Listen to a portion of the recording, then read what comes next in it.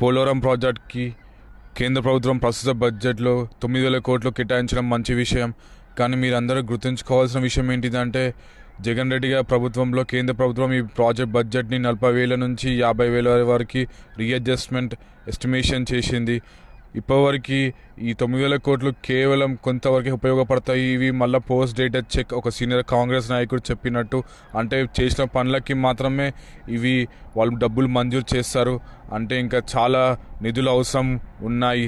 అయితే ఇక్కడ మీరు ఇంకోటి గుర్తుంచుకోవాల్సింది ఏంటంటే, 2019 వరకు 19,000 కోట్ల పనులు జరిగాయి. మళ్ళా 2024 మే వరకు ఇంకో 20,000 పనులు జరిగాయి. అంటే ఇంకా చాలా పనులు జరిగే అవకాశం ఉంది.